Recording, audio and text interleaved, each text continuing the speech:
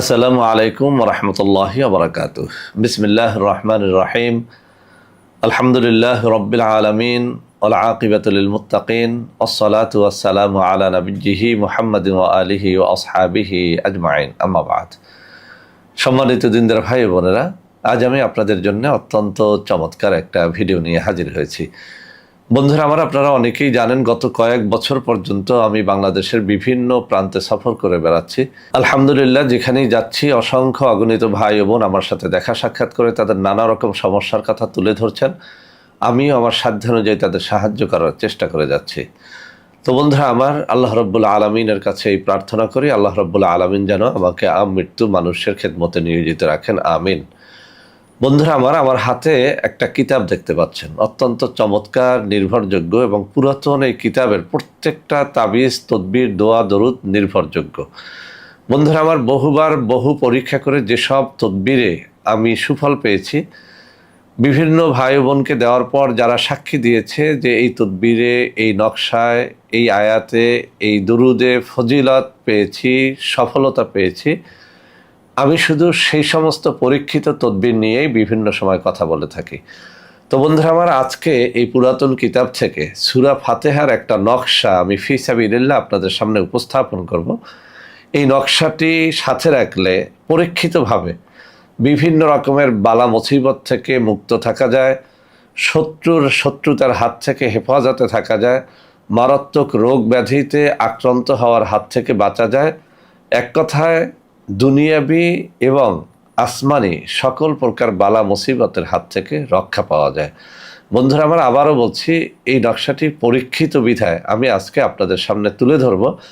নকশাটি যেভাবে এই কিতাবের মধ্যে বর্ণনা করা হয়েছে আমি একটুখানি আপনাদের পড়ে শোনাই। এরপরে এই নকশাটি লেখার জন্য কি কি শর্তাবলী রয়েছে সব কিছু আপনাদের সামনে উপস্থাপন করব, যাতে আপনারা সঠিকভাবে এই নকশাটি লেখার মাধ্যমে আপনারা উপকৃত হতে পারেন।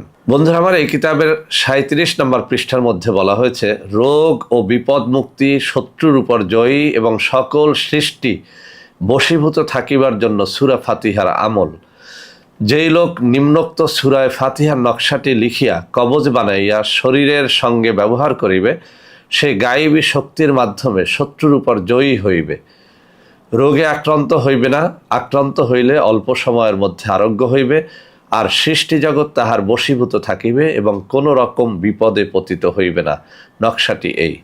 তো বন্ধুরা আমার, এই নকশাটি নিয়ে আরও একটু বলি। যারা স্বামীকে বশীভূত করতে পারেন না, নকশাটি লিখে সাথে রাখেন। যারা স্ত্রীকে বশীভূত করতে পারেন না, নকশাটি লিখে স্বামী যেন তার সাথে রাখেন, তাহলে স্ত্রী বাধ্যগত থাকবে। এমনকি এই নকশার মাধ্যমে আপনার কাঙ্ক্ষিত যে কোনো ব্যক্তিকে বশীভূত করা যায়।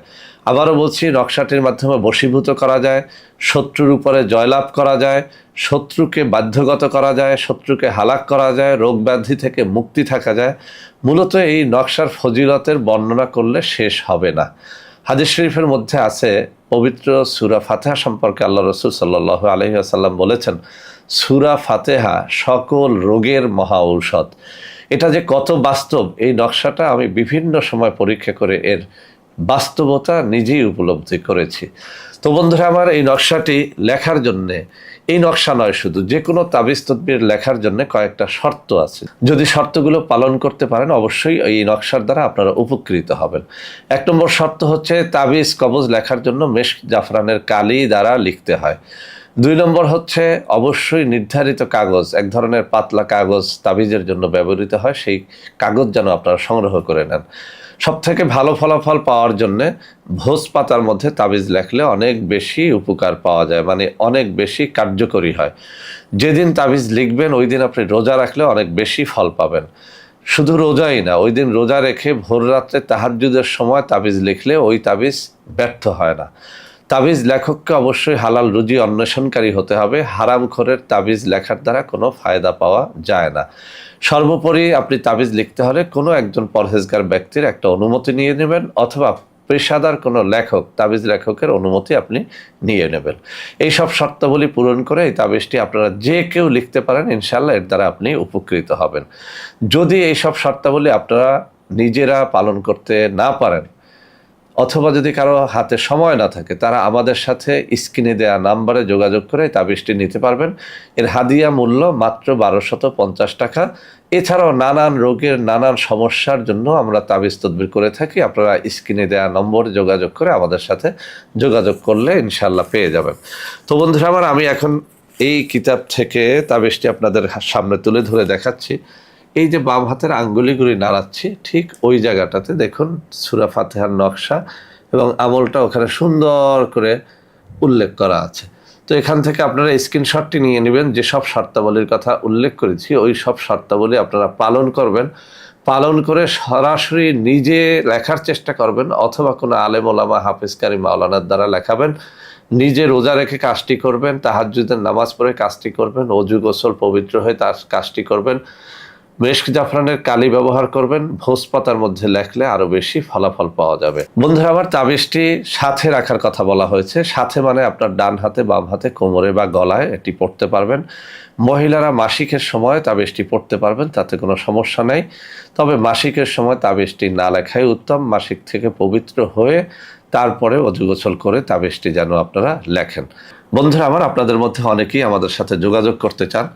আমার হাতে দেখানো এই নম্বরে যোগাযোগ করে আপনারা আমাদের যে কোনো পণ্য অর্ডার করতে পারবেন। তাবিজ কবজের জন্য আপনারা আমাদের সাথে কথা বলতে পারবেন। তো বন্ধুরা আমার, সবাই ভালো থাকবেন।